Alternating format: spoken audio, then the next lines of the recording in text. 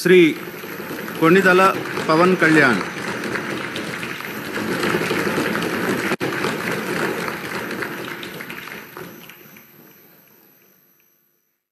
కొణిదల పవన్ కళ్యాణ్ అనే నేను శాసనసభ సభ్యుడిగా ఎన్నికైనందున శాసనం ద్వారా నిర్మితమైన భారత రాజ్యాంగం పట్ల నిజమైన విశ్వాసం, విధేయత చూపుతానని, భారతదేశ సార్వభౌమాధికారాన్ని, సమగ్రతను కాపాడుతానని, నేను స్వీకరించబోయే కర్తవ్యాన్ని శ్రద్ధాశక్తులతో నిర్వహిస్తానని దైవ సాక్షిగా ప్రమాణం చేస్తాను.